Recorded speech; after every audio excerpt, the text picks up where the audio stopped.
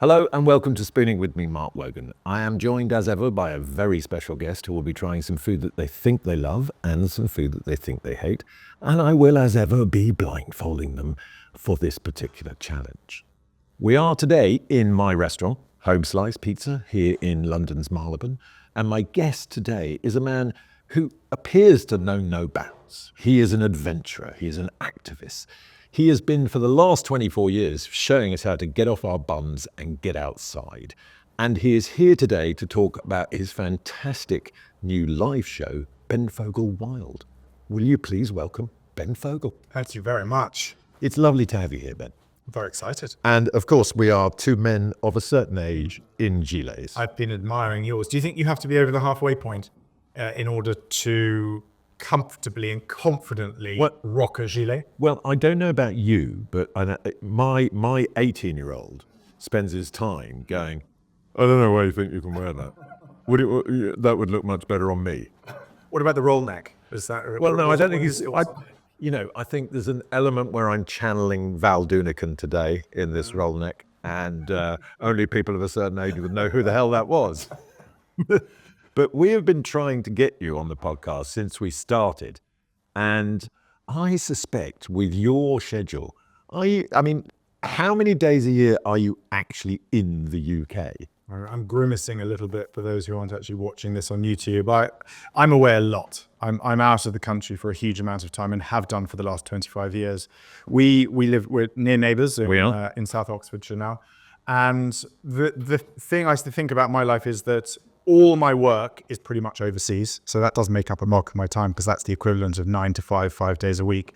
But all the rest of the time I try to just focus on family.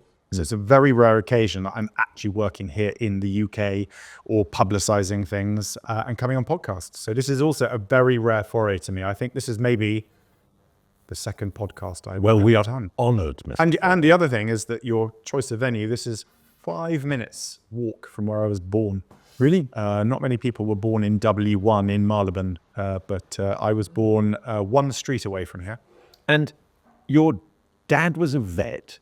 Is still a practicing vet, about 10 minutes from here, also W1, just up the road from here. So this is a lot of teacup dogs for him nowadays, is there, in this area? Do you know what?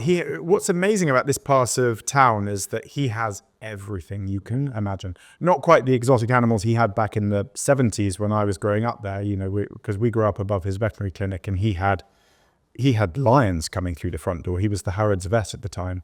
So he had all sorts of weird and wonderful animals. It does tend to be sort of smaller lap dogs nowadays. Yeah. Whereas regular listeners and viewers will know my dog is enormous.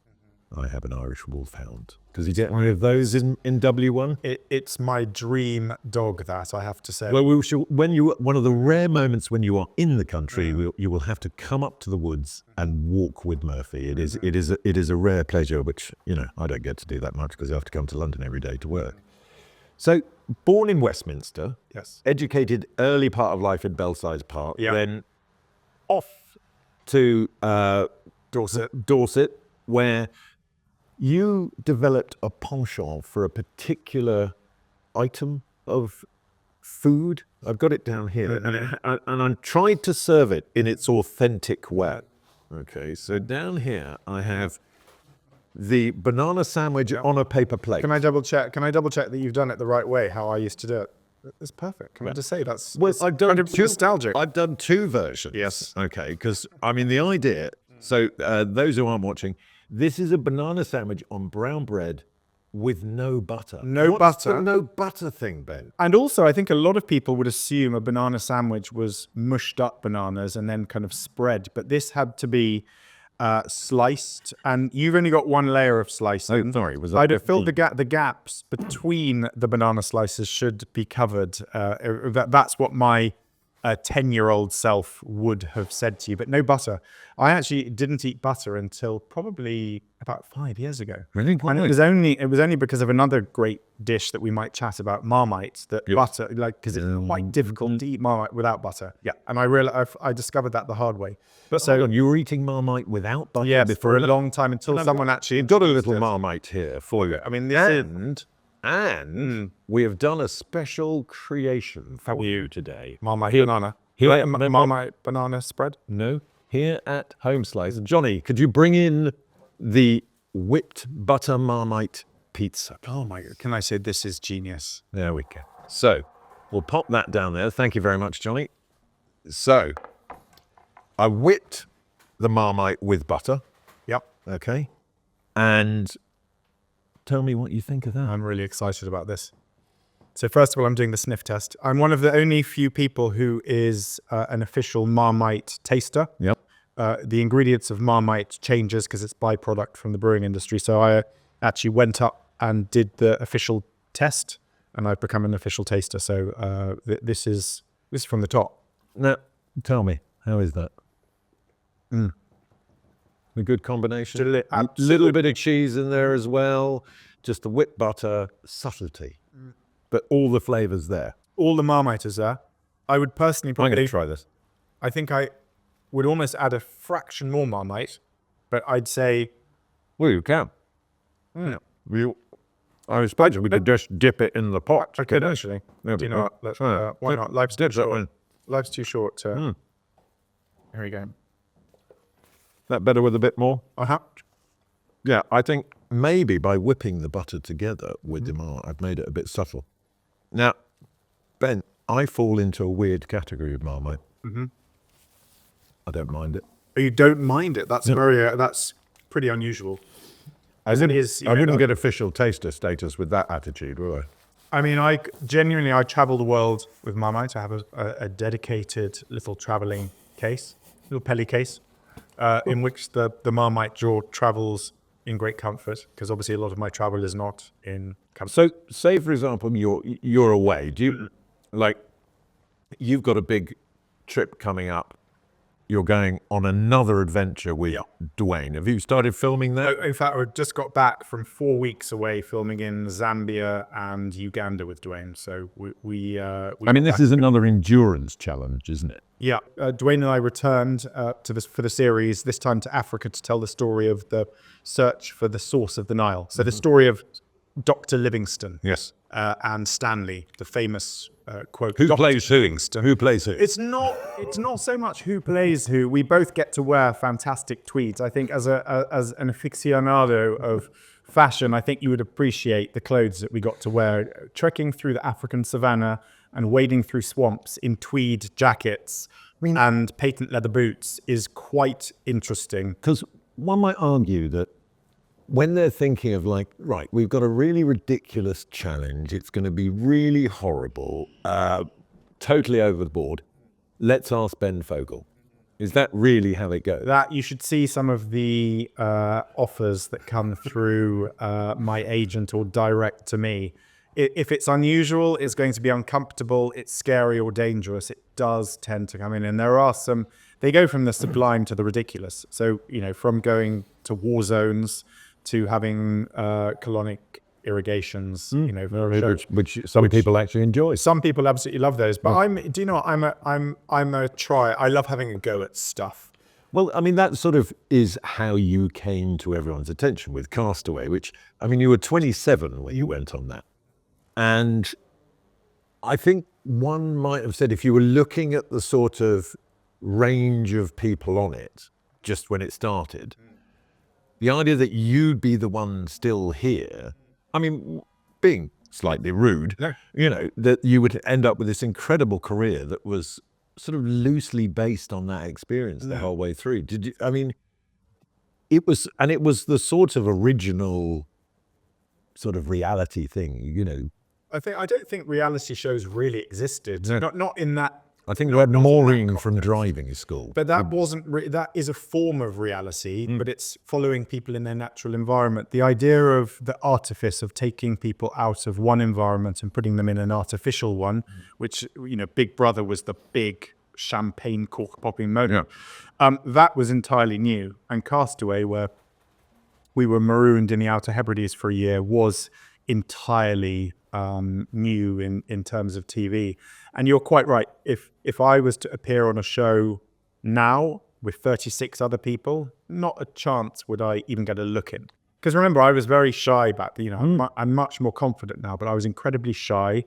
I think if you look at what you need to stand out now, if we take Love Island as an example, you have to have a pretty ripped 6-pack. Well, you're in pretty good I did good show. It's not my, but I think, you know, I think I was very lucky that it was the right time in the right place, and for whatever reason, I've managed to overstay my 15 minutes of fame, and it is pretty astonishing that 25 years later, I'm still. But everyone took to you, and it was back when, you know, there was less channels. There was but the sort of the immediate affection towards you, and it doesn't seem to have waned. And you went sort of almost, you came off the island, and then they stuck you in an animal park for about. What was it? How long? To this day. To this day. Last week. You've been in an animal park for sort of 20 years, 25 years. The animal park is actually at the Longleat, in the Longleat Safari Park in Wiltshire. And I've been doing that for 25 years since. Do you know, my theory on this is it's all about authenticity. I think the world of public figures is full of quite a lot of inauthenticity. People see straight through it. It's the reason your father endured for so long, and you know the reason people love this podcast, I think, is that people see and recognize and reflect that authenticity when they see it. And is what I say to people when I'm asked for advice: just be yourself. Yeah, but going in as this kind of quite shy, retiring 27-year-old, and sort of somehow finding a métier of that when there might be, because you were particularly confident at that time, to sort of take on a persona, which you didn't. You just have always been yourself. Well, the persona that I think the production team wanted, they've said this, was the posh boy. So they were the kind of made in Chelsea. The curse of the posh boy. You know, and I can't really hide away from that. I've got a comparatively posh, received pronunciation accent, which I entirely credit to my mother, who's an actress. You know, most of my friends who went to private school all have Mockney accent. They're all kind of Guy Ritchie. Well, that's the thing. Posing as gangsters. So actually, I'm in the minority in terms of a person who has just kind of just tried to wear this accent with confidence. But it hasn't always been easy. In the early days, I was told that I needed to lose it, that I should have de-elocution classes if I wanted to actually persevere. Or you could do what my son does, which is appear to watch Top Boy and then just sound like an extra from Top Boy, but with a slightly posh accent, which is sort of ridiculous. So there's this sort of genuine you, and you've sort of never sort of shied away from who you are. But I think the first time that we sort of saw that side of you that is competitive was back in sort of 2006, when you decided to row across the Atlantic with James Cracknell. And we saw you crack on that. And I think it was another level of your humanity that you were willing to expose. How difficult was that? Because it looked awful. Do you know what? I wish I could say to you, oh, it was a beautiful, life-changing experience. It was a life-changing experience, but it was miserable. You know, I don't think James or I cracked a smile once in the whole 2 months we were at sea. It was miserable, it was uncomfortable, it was scary, it was all of those things. But it taught me a huge amount about myself. It taught me a huge amount about resilience.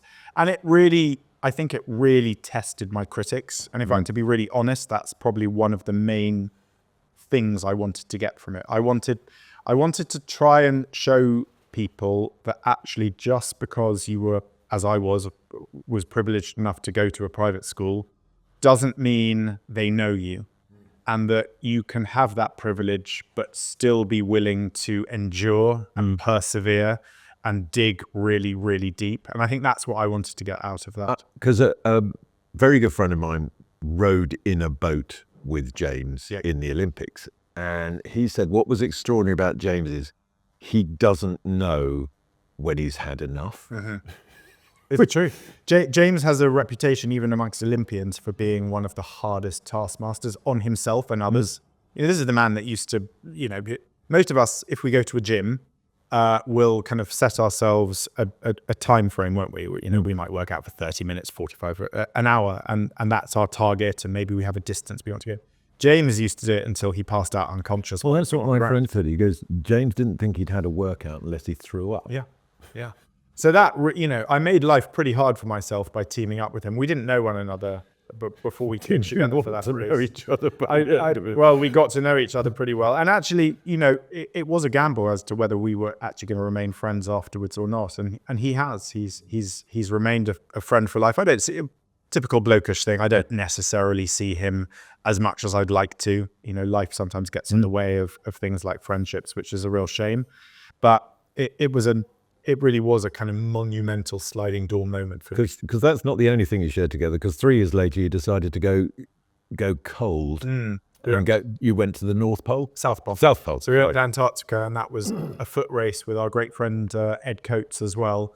And again, I think we made a lot of errors in that row across the Atlantic in terms of our preparation. We successfully did it, but I think we wanted to be a bit more sophisticated in our approach. So we decided to take on another race and approach it from a very different angle. Because when you were rowing across the Atlantic, you had to eat about 10,000 calories a day, and you still got off that boat emaciated. I think we lost an average of about 20 kilos, which is quite a lot when you're starting off at like 85 or so. But the amount of calories you use, both rowing the Atlantic and trekking across Antarctica and latterly going up Everest, is extraordinary. I've actually always thought if someone needs a proper kind of losing weight boot camp, just to take them either to altitude, which is amazing. At altitude, you can eat anything. I mean, the problem is you feel vomitous most of the time, so you don't really feel like eating. But certainly to a cold place, go to Scandinavia. Fall off. You don't need a Zimpic. I've had a number of people who've done challenges, Helen Skelton and Alex Jones and that kind of thing. And the interesting thing is, when you do these challenges, the thing they don't tell you is, obviously, like if you're going across the Antarctic, you start with loads of kit and it gets lighter as you go along because you're sort of thing. But you've got to take all your rubbish with you, including your personal rubbish. Poo and wee comes out, especially in Antarctica. The last trip that I did with Dwayne to Antarctica, actually when we did the race, we got exemption. We could leave our urine behind. How generous. And but the last time I went, because we were there to make a dedicated TV show, we had to take urine with us. So it's extraordinary. You have this extraordinary thing. You start the day with 2 bottles. One is full of water, the other is empty. And at the end of the day, one is full of wee and the water one is empty. And then you swap them around. And don't get them confused. Do not, well, listen, I can... Alex Jones tells a story. We're eating, so I won't really with the story. Alex Jones tells a story about when she was halfway up a mountain in one of those hammocks and she put her hand in the wrong bag. Anyways, it was disgusting. And to be honest, I like a challenge, right? I'm sort of secretly competitive. You're very competitive, aren't you? Mainly with yourself. I'm competitive with myself. I actually don't like competition with other people. No, neither do I. I've never liked that. A competition on any level. I hate, when I'm around other people who are competitive, I actually get really quiet and kind of shrink into the background. But against myself, really competitive, which is probably because I was such a quitter and failed so much as a child. I think it's trying to make up for that in later life. Yeah. And I'm really hard on myself now.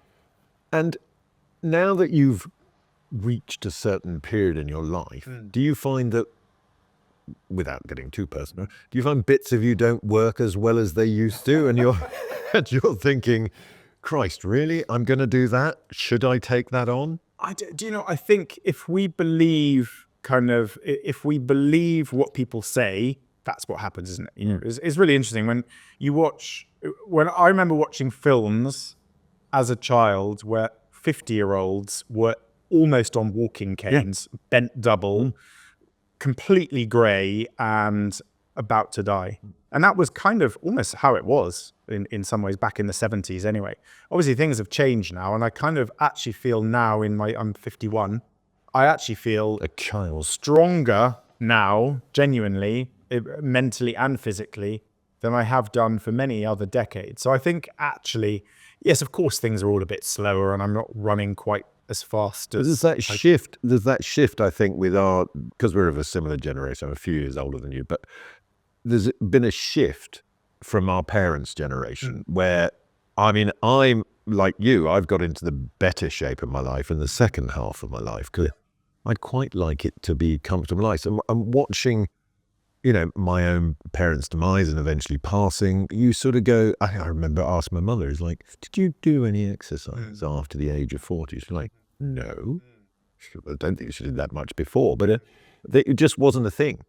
But you are very keen on getting people outside and just being active. You're a great role model for that. So you've had many accolades. I mean, obviously now chief taster at Marmite, freedom of the City of London, and obviously through your conservation work.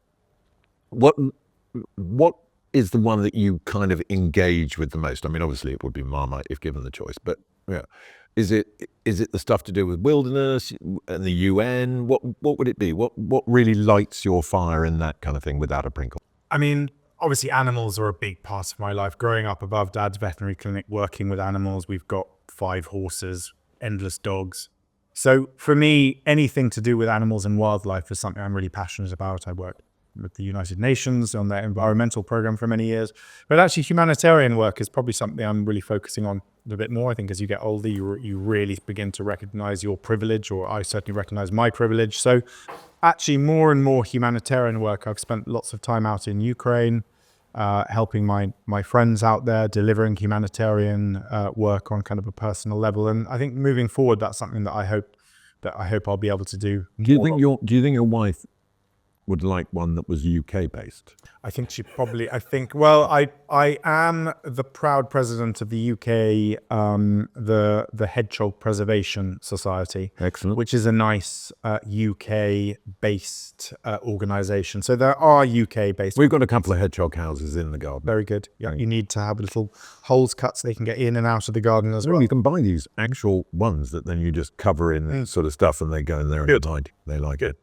And it means our dog just sort of sniffs around them. He doesn't go for anything. And he's not quick enough, really. Even a hedgehog can outrun it. So, are you a cook then? I wish I could say I am, but I'm pretty hopeless. I have tried to make amends. The problem is my wife, Marina, is a brilliant cook. She's very creative. I open the fridge and there's nothing. She opens the fridge and there's everything. She can make everything and anything. It's something that I would love to improve, but I have very basic taste. Listen, when I came back, when the children were young and I was often left to do dinner for them, I would crack open those dehydrated meals left over from rowing the Atlantic 5 years before. So that gives you... They're still in date. They were still in date. The children did not eat them. Even I will admit they tasted horrid off the boat. And talking of food, I mean, you've eaten some pretty revolting things on your sort of travel. You eaten a baboon's hand? We were actually I was doing a show a few years ago called Great Migration, and I spent some time with an indigenous group of people called the Hadzabe. We were in Kenya, and I ended up joining them on a baboon hunt. They caught about 5 baboons, cooked them there in front of me, and before I had a choice to make an ethical or even a taste decision on whether it was appropriate, I was presented with a baboon hand. And you can't turn it down. Well, do you know what? I'm actually flexitarian, so actually I don't even really like eating meat, but I'm also very respectful. And for them, I think it's very easy for us with our Western principles or ideas to go and say you shouldn't do this, but they have every right to say the same about Marmite pizza. They could be horrified by that. And although there's more ethical things when it comes to an actual animal like a baboon, I've always been very respectful. So I respected and I tried it, and it didn't taste very nice, a little bit gamey. But I thought it was important that I wasn't one of those Westerners who kind of others them or lectures them on what they should or shouldn't do. It's a Little different from your normal breakfast of poached egg and Marmite on toast. Yeah, actually, and it doesn't even have to just be poached eggs.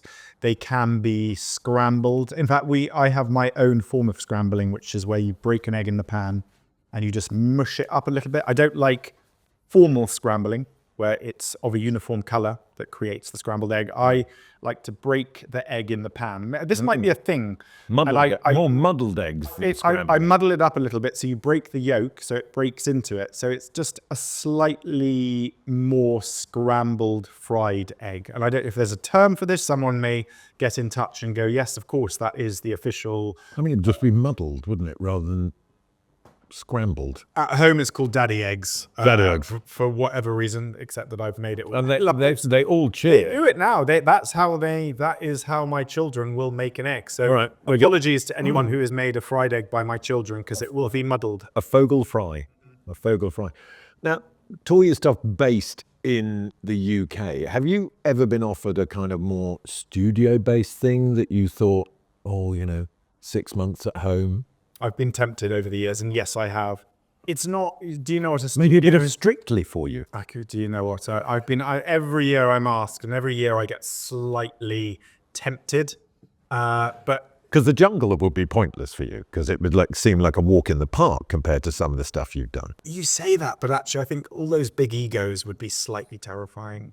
That's I think scarier than not hanging from a rope or eating a witch grub. Yeah, could be being next to some massive ego for 6 weeks. The temptation of a studio or something sensible like that is very alluring, but I just don't think it's really in my DNA. So you touched on sort of the environment, and in particular, I think the thing that is quite sort of zeitgeist at the moment is ecotourism, and the effect of that on the places where social media influencers might go in their droves and think, what's your stance on that? It's a difficult one, isn't it? Because in many respects, these places are reliant on tourism, and in other respects, vast tracts of their society get forgotten because of it. I think the humanity tends to do things in excess always, and it's a very difficult juggling act. I think that over tourism, in the same way that Venice is experiencing it, in the same way the south of Spain is experiencing it, I think we just need to be quite respectful. And when it comes to truly wild places, people who want to go and see wild animals, naturally I have an impact in that. People will watch lots of my shows and go, I want to go and do that. I think the danger of the social media phenomenon of people just wanting to go get the photograph and leave doesn't necessarily leave the economic footprint that it could do. So I think it will be quite good when people aren't necessarily traveling purely to get that one single selfie and then leave, because that does have a big. I've seen it in remote parts of Scotland that featured in some Harry Potter film, where busloads of people will jump out, take a photograph and leave, and the net impact is a footfall of thousands per day, but very little money necessarily spreading out into the local economy. So it's a really difficult one, and I'm not quite sure where. Having seen so much of the world and seen the good bits and the bad bits of the world, if when it came to the environment, if you had the power to implement one sort of global environment policy tomorrow, what would it be? What do you think, having seen the sort of range of issues across the world, the one thing that would make a massive difference? Change in packaging, evolution in how we keep fresh produce fresh, maintaining that we don't have food waste. You'll know that, food waste is a bigger problem than packaging. So we don't have the packaging to try and prevent worse food waste, but the packaging, it's just astonishing. I really noticed this, and you will as well. And all the listeners to this will know the same thing. Now, we've got the recycling bins, and we've got the refuse, and then we've got the organic matter. And I can't keep on top of I can't keep on top of our recycling bin. It just mounts and mounts. And it's almost like it's we not are, big- well, it's never big enough, and we are kind of prisoners to that. Because when you go to the supermarket, I know there was a scheme years ago, I think that WI suggested to people that they take all the sleeves off stuff as you're leaving the supermarket. You know, those cardboard sleeves that kind of just unnecessary. So I think for me, the policy would be to put huge amounts of money in investment in greener ways of preserving food and making sure that we can keep it for as long as possible, but without all the crinkly packets. My brother and I, we have another business with a guy called Neil Rankin, which is plant-based food, and we've taken a sort of different approach in that we use vegetables. And we're looking at going into retail with this. And the hardest thing to find is the packaging that sits alongside the product from an ethics point of view. And it all comes down to cost. Yeah, of course. You know, but it's not really looking at what the greater cost is. Because when you see that evidence of what it has done to marine life, you're like, what, you know, why would you use another plastic straw ever again? Yeah, and I see it all around the world. The one that, you know, everyone asks, well, I see climate change. I do, you know, I see the changing weather patterns, but the bigger thing I see is the rubbish. And so many people are like, yes, but other nations are worse than us. Why should we do it? I kind of think we should be role models. You know, we ship off a lot of that recycling is sent off to other nations where maybe they do just chuck it around. So, you know, I think we have a moral kind of obligation to lead by example, and that would be that would be where I would put most of our kind of innovation and creativity. What we need, I think, is that thing that the Doctor created in was it Back to the Future 3, where you just had the thing in the back there, you just stuffed a couple of bananas in it, and you know, how do you turn your waste into energy? Yeah, and it's that thing. Somebody said it the other day. I think it was a guy. He was doing a talk at the Oxford Union, and he said, you know, we as a country, the UK, we try and lead from the front on green issues. But if we dropped into the ocean, it would affect everything by sort of just shy of 2%. Rather than spending all that money on sort of virtue signaling, essentially, invested in the people in this room because they could probably find the solution. There's so many genius people on this planet. I think if we really started listening to everyone, we know the answers are there. That's why I've always been very positive about actually, you know, the future and what we can do, because there is the creativity and it's just finding them and putting that into action. Well, the future for you, Ben, is the blindfold. It has come to that time. It's a fetching one in a little letter print for you. It looks like a bra. Well, not that I wear bras, but well, I mean, what you do in the rare time off you have, Ben, is your business. okay. So I can't see anything. good. I'm going to bring in the first spoon. Okay. Okay. And I will feed it to you. Okay. So prepare. So quite a big mouthful, this one. Quite a big mouthful. Yeah. Open wide. There we go. Now, talk to me about the textures, the flavors. What are you getting there? Savory, sweet, sharp. What have we got? Pleasurable, unpleasant? So, I mean, a lot of flavors, some onion, maybe. Some, You're picking up the sweetness there. there's sweetness in there. Sweetened onion, it's like, pickled onion almost. Wow, yeah, I'm tasting pickled onion flavored Monster Munch. Well, hold on. That's not what I was going for. But I'm definitely getting I'm getting onion, pickled, sweetness. Any kind of protein in there? Did you get at all? Wow, you have definitely confused me. Well, that's the thing. When you're blindfolded, it all becomes confusing. Take the blindfold off because that is a little creation of mine, which is your least favorite ingredient, which is offal. Oh my goodness. So that is sauteed apple with caramelized onions and sauteed chicken liver. Wowzers. Well, you have surprised me with that. You see? Yeah. No such thing as a bad ingredient. No. Just been cooked badly for you. Very good. So would you eat the second spoon is the question. Do you know what? Now Well, it's funny, isn't it? Because now, chicken liver. I've mentioned, I kind of try to limit the amount of meat don't that eat I chicken. consume. No. Again, I'm very respectful to the chef that cooked it, and it would have been You wouldn't awful be of me. You wouldn't have been the first to spit it out. Let me tell you. I probably wouldn't go for another spoon. It was quite rich. That's what I'd say. But you have surprised me with how tasty it was. Good. So you are now going to go round the country surprising people with your knowledge about living in a wild say liver. No, not liver. I mean, but what I want to know is, have I slightly changed your mind about liver? Yes, I wouldn't eat. I'm not going to say here that I'm going to go home and suggest to my wife that we have this for dinner.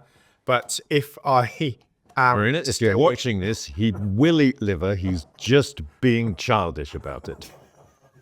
But you have surprised me and you have changed my opinion. Good. That's the whole job here. Now, you're going to go on tour at the beginning of next year. Yeah, throughout March into the beginning of April, all around the country. And you are in, I've got the list in front of me here. You're in Inverness, Aberdeen, Perth. You're starting at the top of the country and working down, it appears.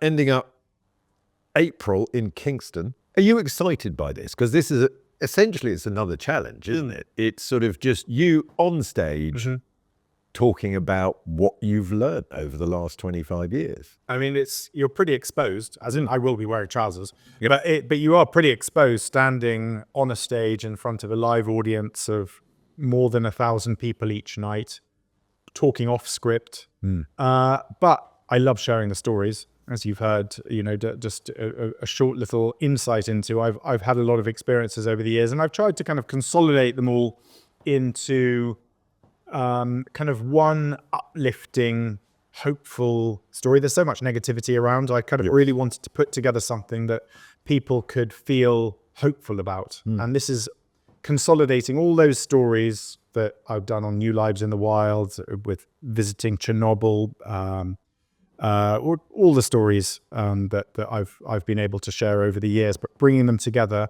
in hopefully a really entertaining evening. So there's behind the scenes footage, there are clips, there's photographs, anecdotes. And I did a leg of the tour last year, sold out. Lots of people complained they couldn't get tickets or I wasn't coming to them. So I have tried to put in, people will still complain that I'm not going to their region, but I have done... I mean, you're covering pretty much everywhere. I'm covering pretty good ground there. And I really... Douglas, you're in Poole, you're in Leamington Spa, Stevenage, Dudley, Chester, Salford, Huddersfield, Frome, Monmouth, Swansea. I mean, you're no stranger to travel, but you are pinging about all over the place. At least it keeps me in the UK. Yes. But some of those you ain't going to get home that night, are you? Maybe not the Scottish ones. No, there's a few that I'll stick. What about a nice sort of Winnebago, sort of meet the Fockers style? You can get the whole family in it and they can come on tour with you. Looking at me like that's the worst idea ever. This is actually not bad. Although I was just thinking I could just convert, I don't know, a smaller Land Rover or something. People unfixed. So you're looking forward to that. It's not your first time doing a kind of live show, but it is a challenge. Every time it's a challenge, but I really enjoy a challenge, as you know, and it'll be really fun to get back on the road. And I love the UK. It's really fun to visit all these places. Well, I've got another challenge for you. Okay. It is another spoon, Ben. Okay, great. So if you wouldn't mind putting back on the leopard print tiny bra. Yeah. Can I take this home? It would be Yes. No, it would be. You quite have useful when I go to lands of 24 hours sunlight. All sorts of fun you can have with that. So here comes your final spoon. I've still got aftertaste from that last one. It lingers. Well, this should knock that on the head. Okay. Open wide. There we go. Right. What have we got there? Is it pastry? Yes. It's definitely pastry. Wow. Is it good flavors? Yeah. It's This is a nice one, right? the texture of the pasta. It's very subtle flavors. I can't taste Marmite. No, there's no Marmite in that. Okay. Take the blindfold off. Yes. So this is my interpretation of your mother's spaghetti bolognese. Wow. There you go. The kind of go-to meal. There was a great kind of feeling of comfort in that one. That takes me back, I have to say. Well, Was that back from school? That's what you got. That would be going into the home, the smell of the bolognese simmering on the oven. It was very much a bit like that banana sandwich. That takes me back to my childhood. It's a comforting taste. Well, we've tried to end on a high, Ben. Yes. And thank you so much for agreeing to take part. I know you're no stranger to a challenge, but, you know, being blindfolded by a man in a leopard print blindfold and fed is a challenge for most. So thank you for taking it on. You can see Ben in his Ben Fogle Wild Tour, is it? It's the Wild Tour in the UK by visiting, I'm going to read this, nothird.co.uk. And you can also see Ben in Endurance next year on Channel 5, which we'll all look forward to. And of course, you know, the Wild Show, which we love, and we will continue to watch that. That's it for this week and Spooning with me, Mark Wogan. I will, of course, be joined next week by another very special guest. If you like what we're doing here, search Spooning with Mark Wogan and click the like button, 5-star reviews, all of that, and you can see us on YouTube as well. But until next week, stay beautiful.